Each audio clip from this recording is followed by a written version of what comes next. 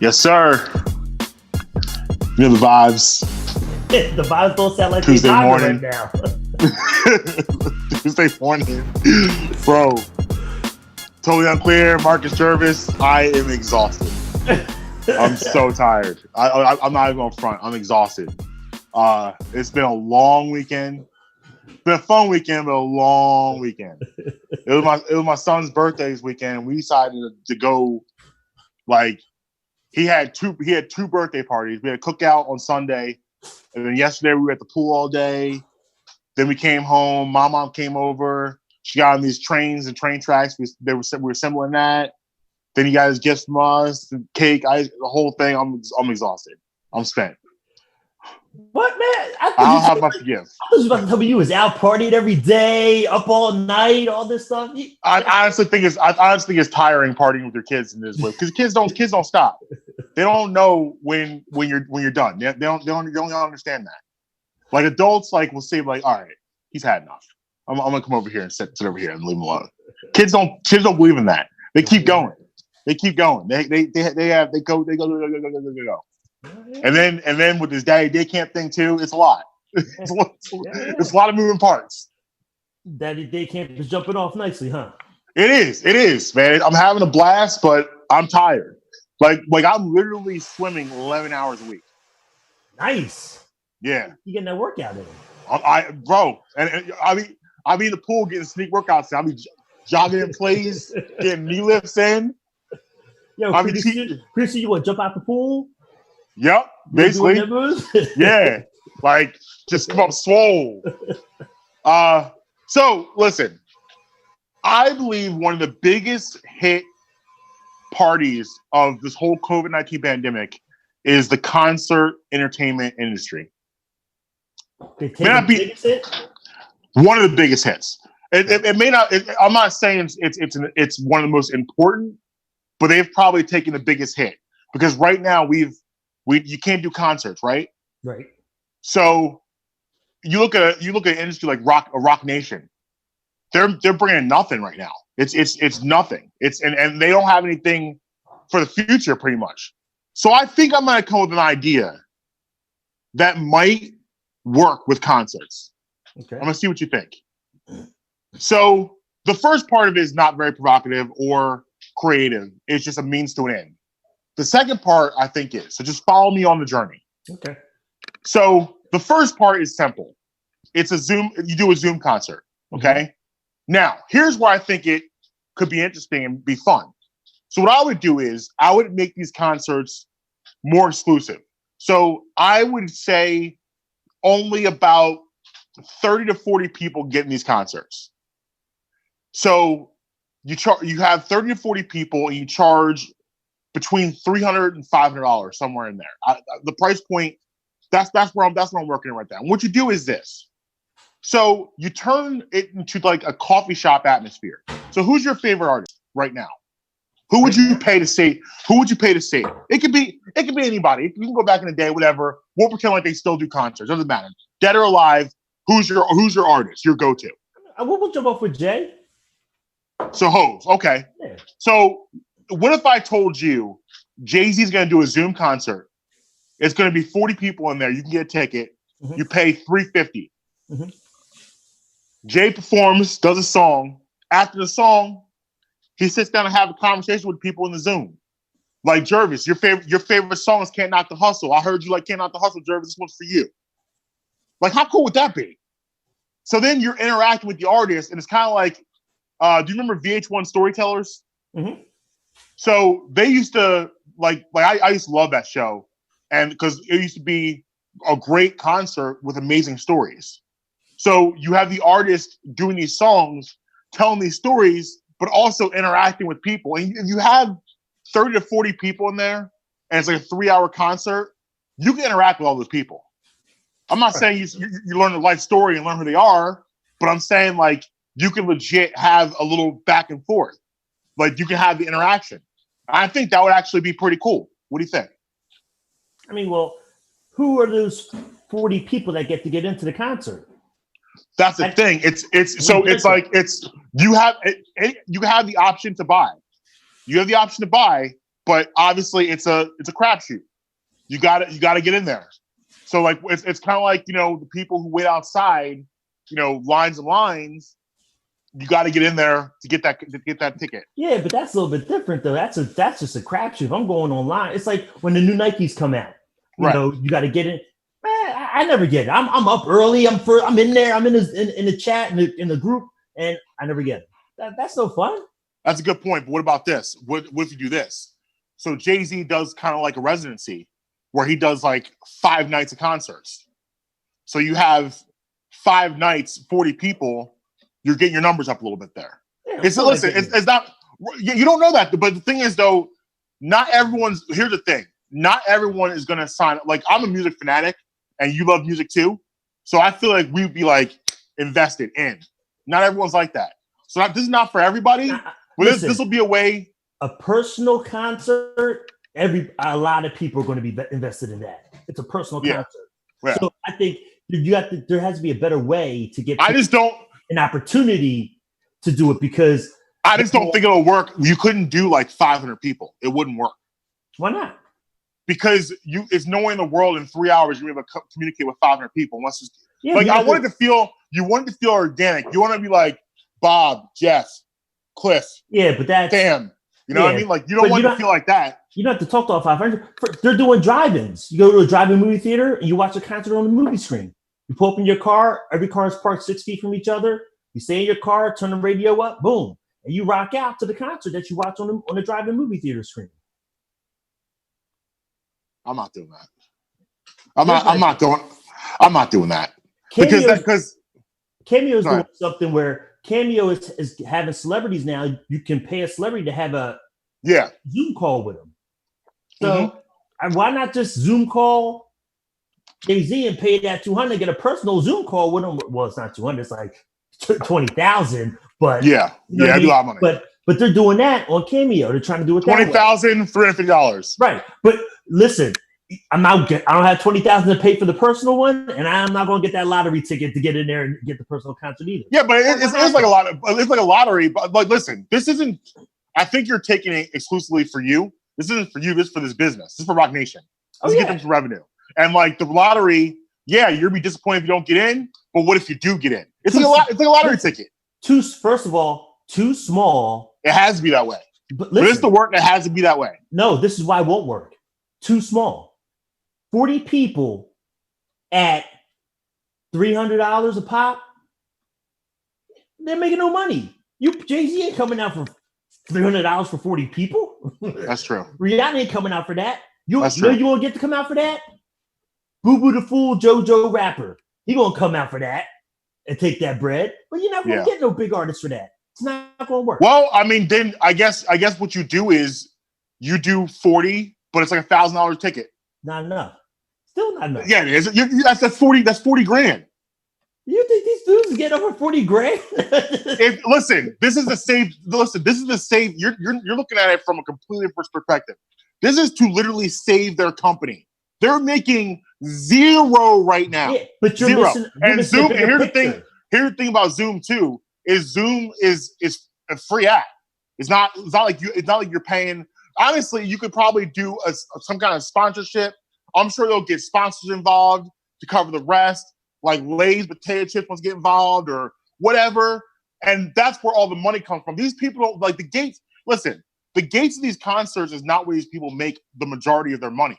Majority of the money comes from the sponsorship coming from the tours, the merchandise. That's what they make it. The gates, they're not like that's ticket sales. You sell. You can't listen. The gate. I will argue that most of the gates go back to the house. It does not go to the artist. But that's it goes. The point. It goes to the lighting. But it goes to lighting. But they got to make the money too. That's the point, though. But the thing is, though, you don't put him up in some crazy like. If you're doing this concert, I'm not putting him in the Wells Fargo Center.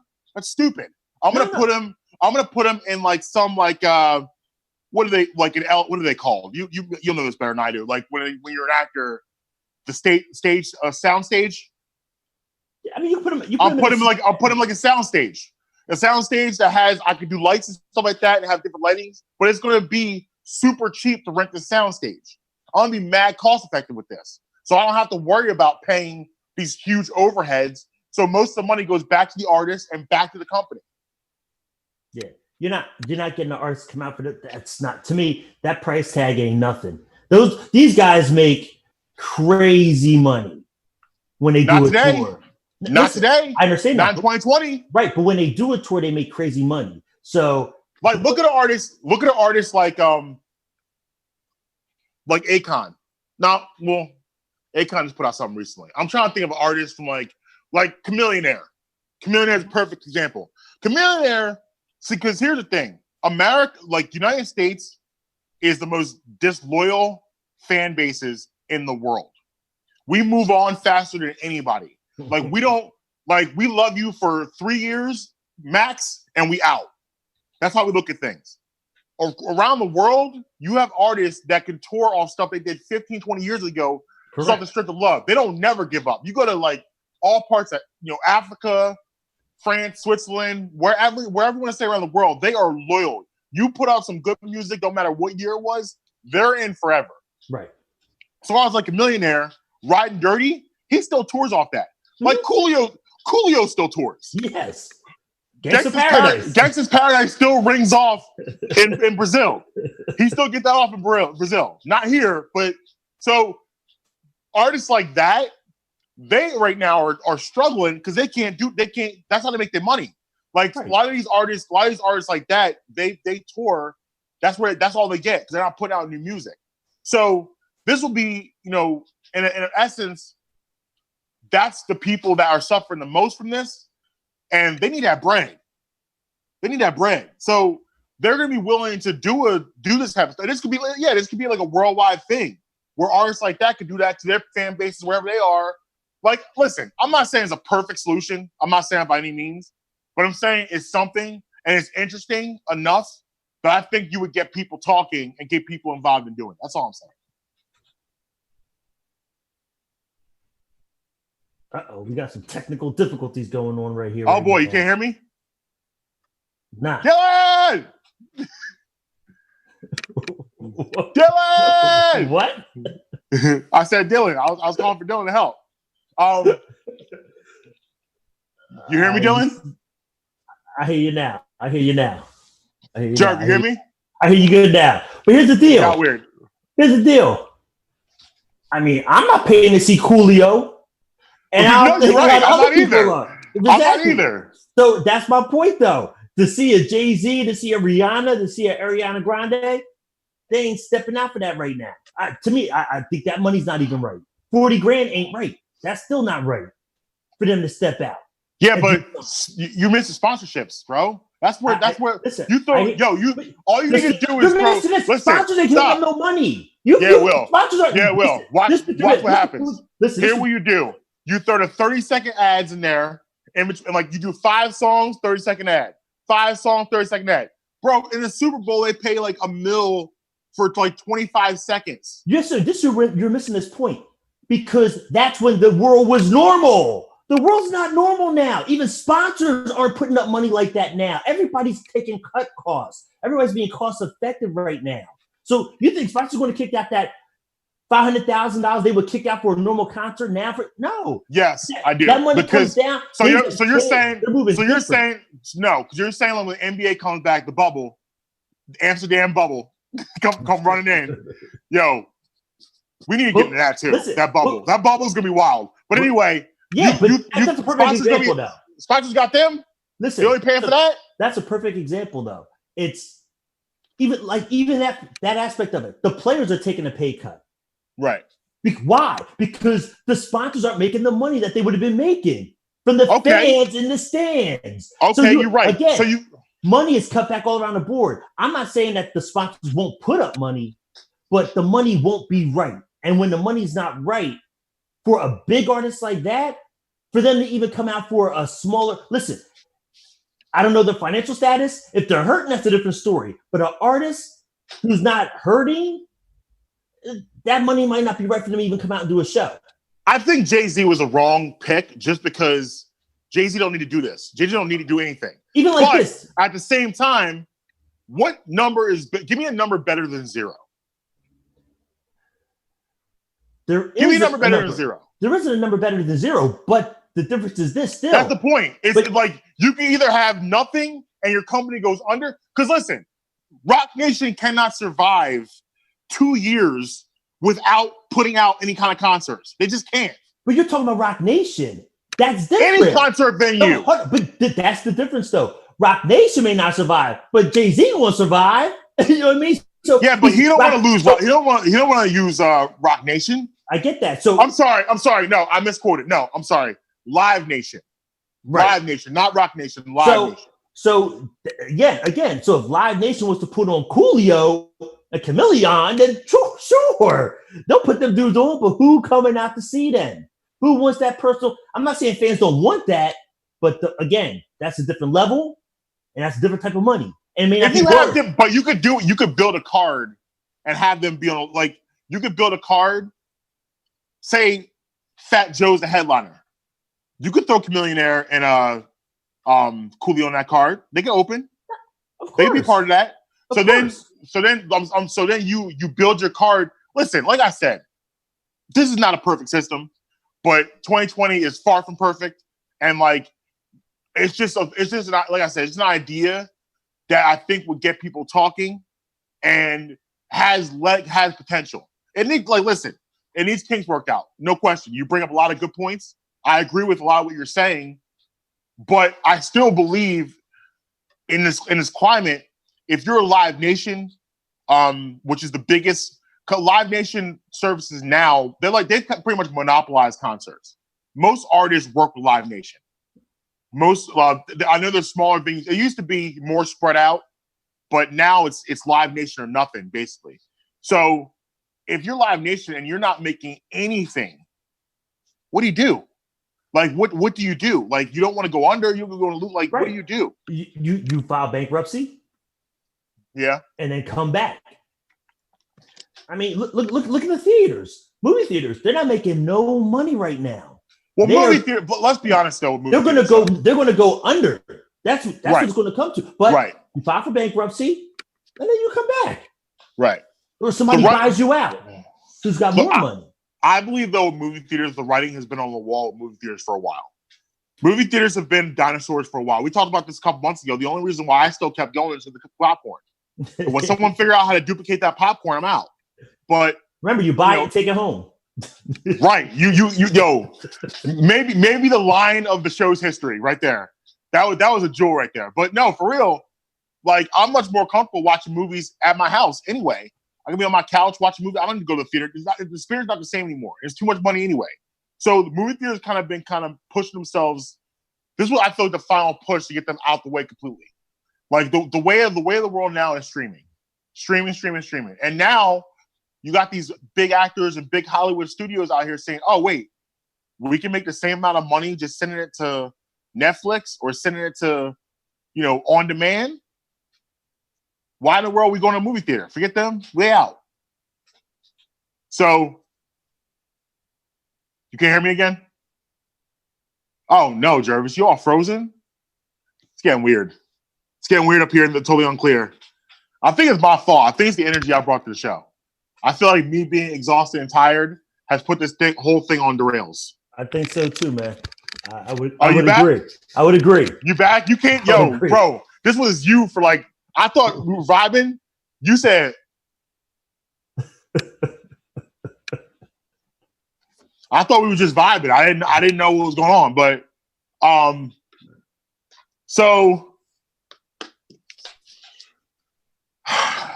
we gotta talk about Will Smith, bro. Will Smith and Jada Pinkett. We gotta talk about them, man. Jada Pinkett. We gotta talk about them. Yeah, man. Will and Jada. Not like that. Hollywood's greatest couples. Not like that. And we're gonna start the segment now, but I'm sure we'll continue it on the other side. So August Alsina, who was an up and coming R&B singer about 5-6 years ago. He was, in my opinion, I thought he was next. Like he had everything you need to be successful to be a good R&B singer. He put out a couple songs that were really making moves.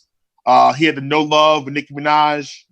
The biggest record people probably remember him from was the I'll Hold You Down with DJ Khaled, we had all R&B on it. He had Chris Brown on there. He had August on there. He had Trey. He had Usher. Everybody was on that song. So he kind of disappeared for a little bit. He had some health issues, and then his aunt, I believe it was his aunt. I'm sorry. His sister, I believe, passed away. And he took custody of his sister's kids. So, which is obviously super commendable. Hats off. Great job on that. So he disappeared for a while. He just came back to the surface probably about last year, really, and into this year. He just sat down with Angela Lee from Breakfast Club in an interview. In this interview, he has admitted that he had a relationship with Jada Pinkett. They had a relationship, and he actually at one point went to Will for permission to see Jada. Say that again? I'm gonna say it one more time. He went to Will to discuss having a relationship with Will's wife.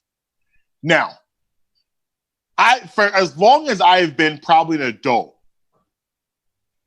there have been rumors out there that Will and Jada had an open relationship. And I'm sure you've heard these rumors also. Here's my thing with this whole situation. What you do in your household and what you decide to do, that's on you. I cannot tell you what's good for you and your household. Here's my problem with them and this situation is that they have been giving a lot of advice, especially over the last 5-10 years. And honestly, the advice has been good advice. I like hearing them talk because they seem like they have a great relationship. They seem like they love each other a lot. I really was I was here for it. Will's a super wise dude. But me and the rest of the world, we don't not rest of the world, most people, we don't get down like that. There is no man coming to me talking about can I have a relationship with your girl? They're gonna live longer than that conversation. So for me, it's I can't I feel like it's irresponsible for you guys to be giving relationship advice when you guys are living that way and doing that. If that's what you want to do, whatever. I mean, it's not for me, and I don't think it's right. I don't think that's something you should be putting in your relationship. But at the same time, it's not my relationship. I can't tell you what to do. I don't think it's right, and I'm not doing it because I don't. But I just don't feel like, it's. I feel like it upsets me because they've been giving all this wisdom. Jada got the red table talk, right? Calling out all these people for doing what I mean. It just, and you were having whole affairs in your. I don't even know if you call it an affair. I don't know what to call it. It's open relationship. Yeah, I mean, I guess I don't know, but so you're saying you can only have advice from people that do the same things you do. And hold on a second. Let's take a break, and then I want you to react after the break. Okay. All right. So when we come back, we're gonna hear Jervis make this weird. Totally unclear. Marcus Jervis will be right back. I don't make it weird. You'll make it weird.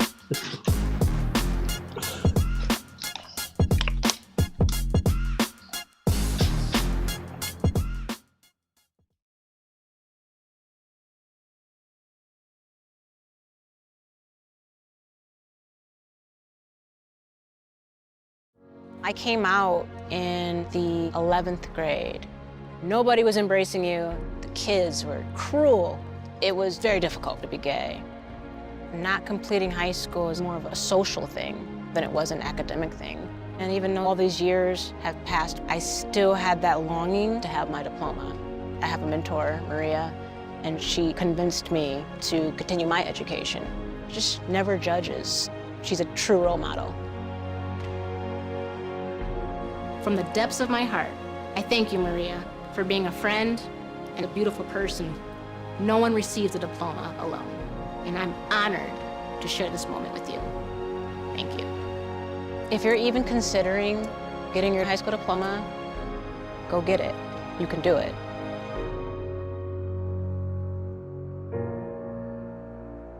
Find free adult education classes near you at finishyourdiploma.org.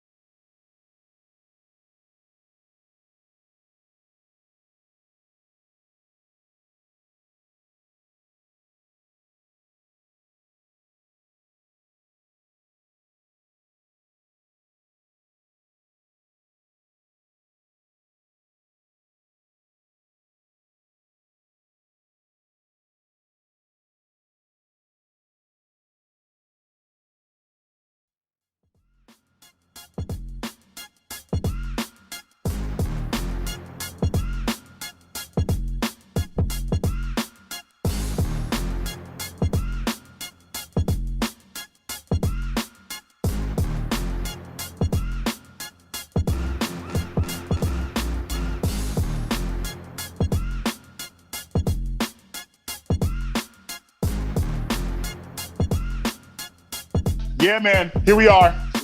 Well, I don't even know what I'm saying. Social media. Totally unclear. Totally unclear. Marcus Jervis. Yeah, and all that. So, we were talking about before the break, Will and Jada and August Alsina coming out, basically saying that he had a relationship with Jada Pinkett and went to Will for his blessing on this relationship. He said, to go a little further, he said he was in love with her. And by the way, Jada Pinkett has said, which I'll be checking out, she tweeted out, there needs to be some healing. I'm calling myself to the red table. So I guess she's gonna address all this stuff with our next red table. Mm-hmm. I don't know why a table needs to be red. Why it can't be a white table, a black table, a blue table? I don't know what the red table is about, but don't worry about that. Yeah, but anyway. But they're going to address that. But I want to hear your thoughts on this so far. I mean, look, Will and Jada got that relationship. That's how they rocking out. Cool. But in a relationship like that, these things can always happen. Somebody falling in love with you is bound to happen, of course, in a relationship like that. And you can't control it because it's emotions and all that type of stuff. So at some point in time, if Jada knew this or felt this coming along, it's on her to shut that down then. Because catching feelings is always going to mess everything up. It's so different from a one-on-one relationship. You're like, yeah, we can mess around, but I ain't trying to get serious with nobody. As soon as you catch feelings, though, changes everything. So catching feelings is the big part of that. Change everything. But look, you were addressing about taking advice from them, but are you saying you can't take advice from people that don't move the same way you move and don't date the same way you date and all that type of stuff? No, I'm not. No, no, because but that's an extreme where I think that has a moral. That's a moral situation. That's not just dating. I can take listen. Everyone dates differently and perceives dating differently and relationship differently, but that's a moral issue. That's not just me not taking advice from you because you believe that you shouldn't go to a chain restaurant on the first date, and I believe you can. This is a major this is a code. It's you're inviting someone else into your relationship, and I am completely opposed to that. So unless you have two people that believe in those things, they can share ideals and they can talk about what they think, but I don't get down like that. And I don't think that's something you can do and something that's okay. So I can't take relationship advice from you when our moral philosophies are on the other side of the fence. Because I'm going to look at you, if you're telling me, yo, you know what, Marcus, the way you got to treat a woman is you got to listen. You have open communication, you got to be like that, blah, blah, blah. And the whole time you're talking that stuff, I'm like, well, you were out with Susie, last week at the hotel doing what you were doing with her and then coming home to your wife. Like that, I don't agree with that. So I can't listen to you about that. But listening is a huge part of any type of relationship. Right. And communication. So that doesn't matter if your relationship is open or not, because listening and communication is important in that. You're right. But I can't take you seriously talking to me about something like that when you're doing things that I would never, like, morally, in my book, are morally corrupt. Like, I can't take advice from someone I don't respect. I don't respect you because I don't respect the way you're moving in your relationship. But I think what you're doing is wrong. And like, if I believe that, I can't even if it's something that I agree with, I don't respect it coming from you because I don't believe you're living it because you're not, where's not the same in that aspect. It's just not. It's not the same thing. Like I said, it's just not the same thing as like dating semantics or relationship semantics where, you know, we believe different little philosophy. Because listen, you're not always going to agree on any subject, and you're going to have people opposing views, which I don't have a problem with. But if morally we don't line up, no, I can't do that. Can't. Okay. And that's the problem, is that I think is dangerous, is that I know a lot of people really looked up to them as like this like super couple. And like for me, I mean, personally, listen, there were rumors out there about this for a while. And I personally was like, I hope this isn't true. I really do. And listen, if you look up the Smiths, there's a lot of wild rumors out there about the Smiths over the years. A lot of wild stuff that I'm not going to get into because it hasn't been proven and I'm not one part of that. But this now we can talk about because we have someone coming out and saying, yeah, this is kind of true. So I don't know, man. It's just like, I feel personally the Smiths need to sit down somewhere. They need to all sit at the red table and just eat breakfast on it and stop getting advice. Like, stop telling people, don't say anything to anybody. Like you're not in a position to give advice on things if you're moving in that way. That you're just not. You just can't do that because you're messing with people, and you're messing with people who live regular lives, who don't live in an atmosphere like this. You in Hollywood. But what's so different from that and somebody that's in a same-sex relationship? If you don't mess with men, you mess with women. But if a gay relationship is giving advice, you can't listen to that either because you don't move like that. You don't get down like that. Right. So what's the difference with that? You're not going to take a relationship advice from Ellen DeGeneres? I know you don't like her anyway. No, she mean. Definitely not her. Anyway, but and she wouldn't give it to me either. She probably won't like me. But that's what I'm saying. You're not going to take advice from them either? You don't move like that. I don't think that's still, it's a relationship that I'm not into and I don't do, but it's still a relationship. Listen. It's different type of relationship. It's nothing like a male-female relationship. It's totally different. Absolutely 100% different. But isn't it day to day? Yeah. I don't see how day to day it's much different. If you're doing the same things, if you're in a gay relationship or a straight relationship, I don't see the differences day to day. Like, or a polygamous relationship. You got a guy who's got 2 wives. Well, I mean, it's the day to day. We take care of the kids. We go to work. We come home. We have dinner. Day to day, it's all the same stuff. Everybody does the same thing every day. Especially you have a family, you're taking care of your kids, your mom, your whatever. You do the same stuff day to day. It's just your sexual relationship, which is different. That's the difference of it. Yeah. A gay couple is doing the same thing a heterosexual couple does every day. The same thing. Except it's just they go home to their wife or their husband. Right. That's all it is. That's it. They go home to the same sex. But they sit down and watch Netflix and chill. Right. And all that stuff.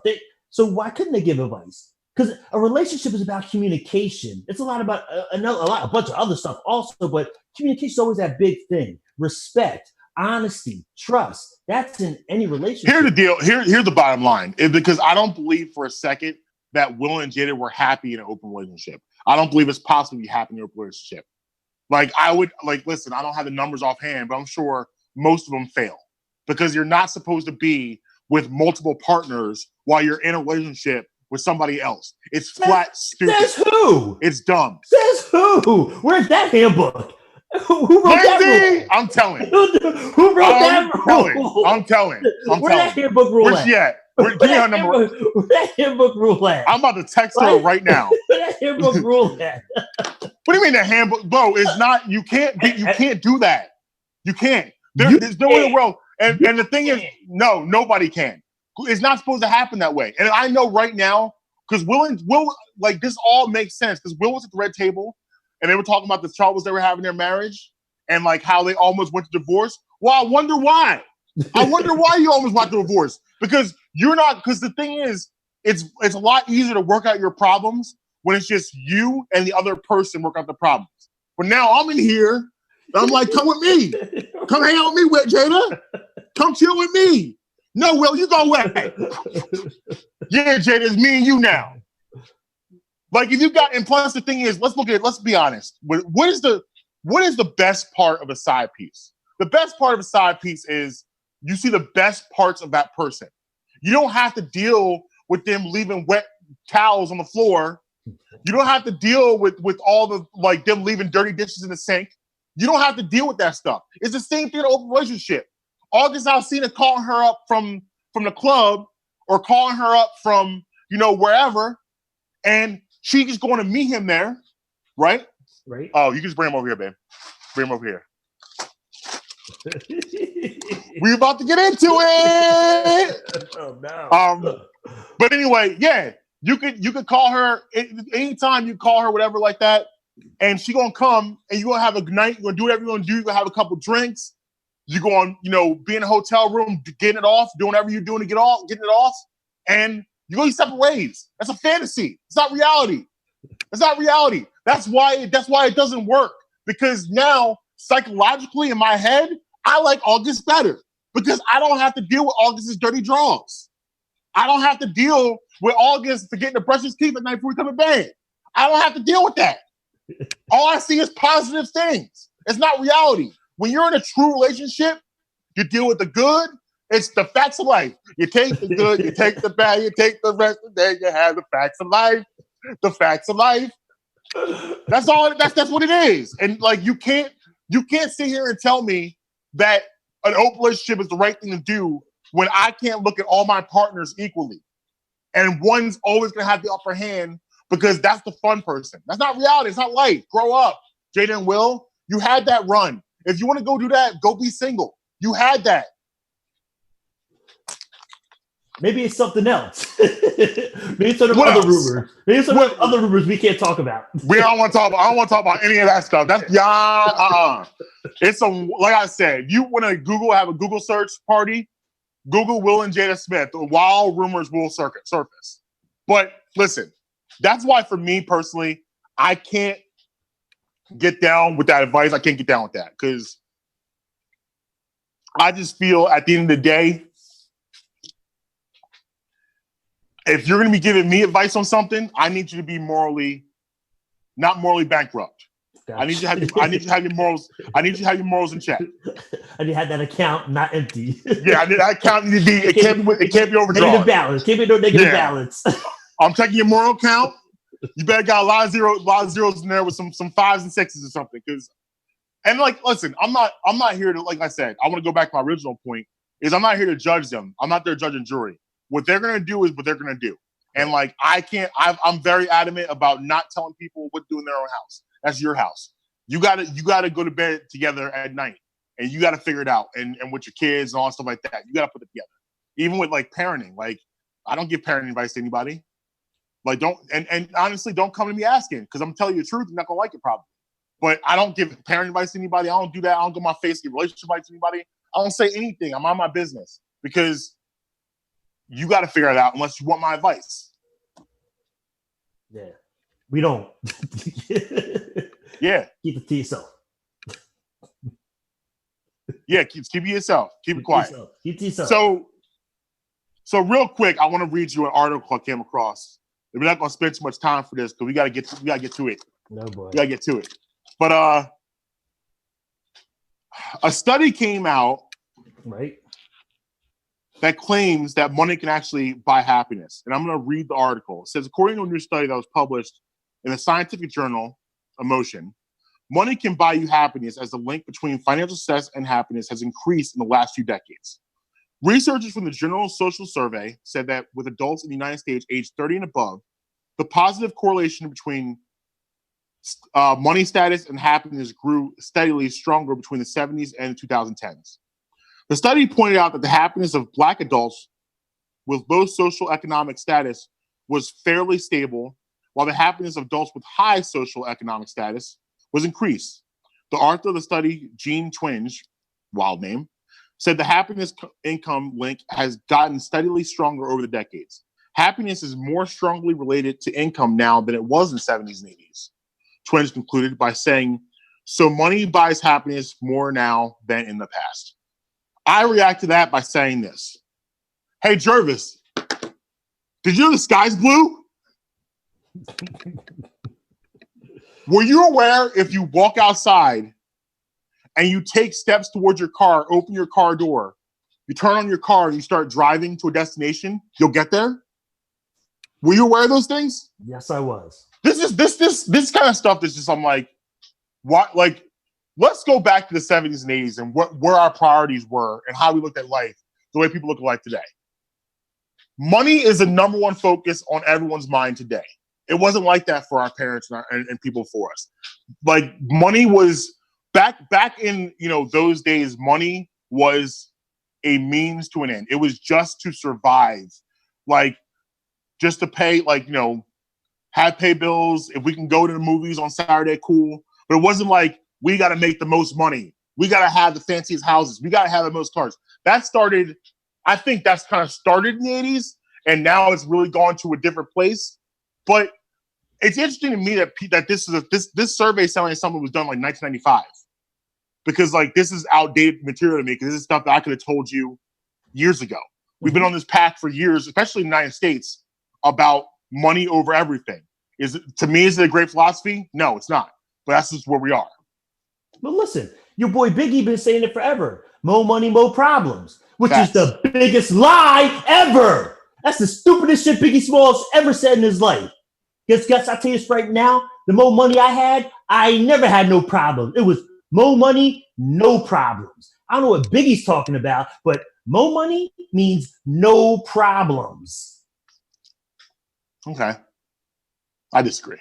Really? Yeah. You get some more money, you got more problems?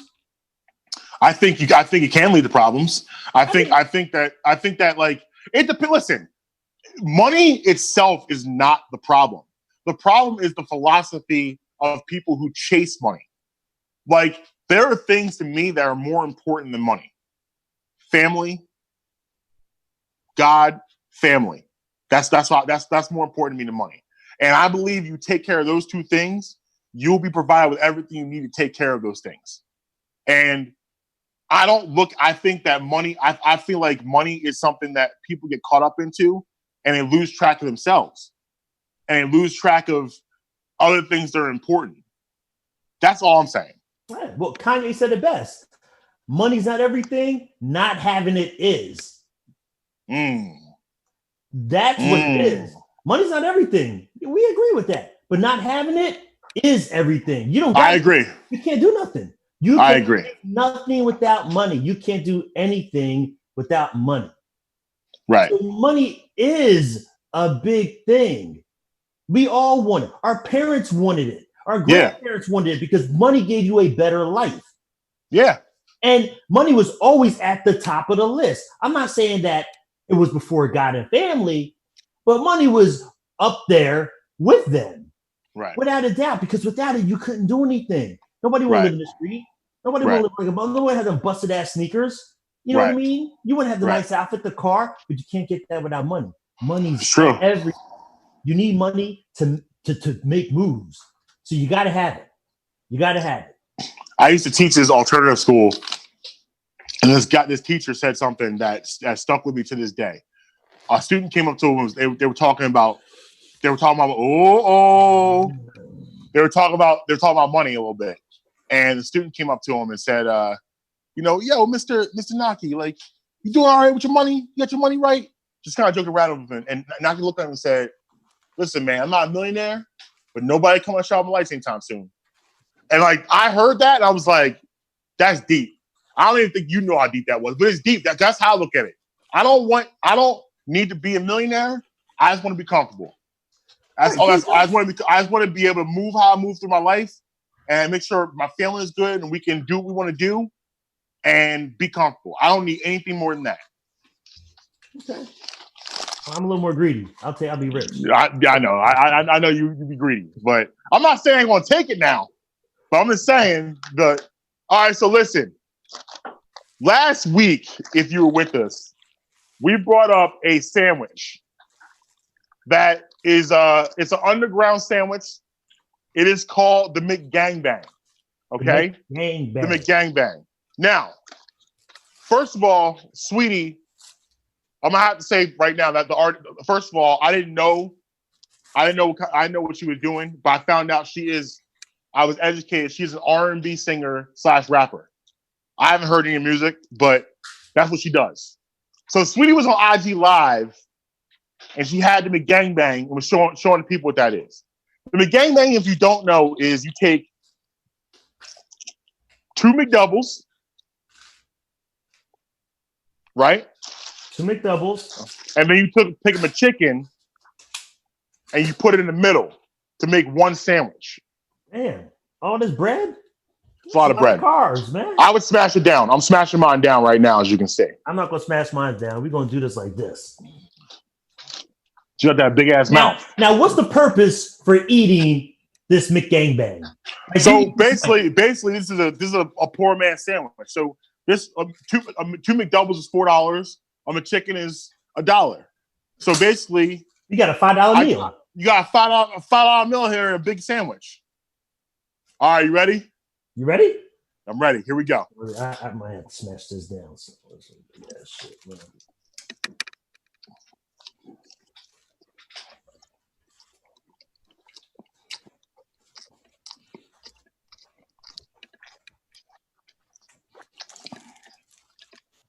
Huh. I'll be honest, I don't hate it. Yo. I don't hate it. They got that crunch from that McChicken. Yeah, I don't hate it. You need that crunch to the sandwich. Yo, this is actually pretty good. Yo. That burger? Yo, this is pretty good. That chicken? Yo. This is a vibe. I know where my Friday night $5 meal coming from. Facts. Yo. I'm gonna be honest. I don't know how you thought. I think it's gonna work. I thought it was gonna be garbage. What'd you call it? Trash truck garbage? Trash truck juice. Trash truck juice? Yeah, because going there. Like I thought, the idea of combining a red meat with white meat, chicken with the burger. And then you got the McDouble has like the onions and there's a lot of things on there. So I didn't think for a second that these flavors gonna match. But I'm gonna be honest, I would eat this again. I'm gonna be honest, I will never eat this again. But but it's not bad.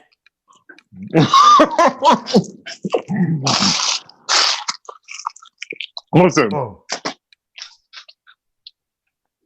if you're a fan of diabetes, get a sandwich 3 times a week. Yeah. You got high blood pressure, this is a sandwich for you. This is a sandwich for you.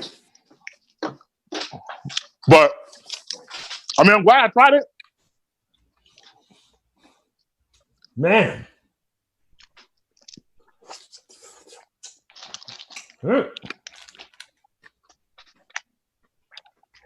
I feel like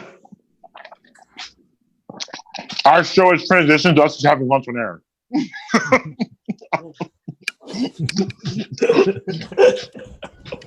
I feel like we were doing a podcast and we stopped and decided how to have lunch.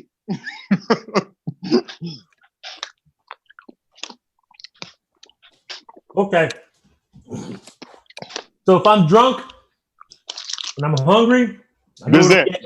I'm getting this McGangbang. And it's only $5. That's huge. Yeah, my gangbang. All right, so listen, we're gonna go ahead and get out of here. Follow us at Totally Unclear on all platforms. Follow me at Marcus B. Tweeting on all platforms. Oh, it's my turn? Oh. Yes, yeah. That's what I'm saying. We want to turn this into lunch hour. Say Gerbil and everything. Man. Yo, until next week, Will and Jada, stop the gangbanging. Yo, this is good, yo. This is delicious. This is banging, yo. The gangbang. The McGangbang. I'm just saying that all the time now. Mm-hmm.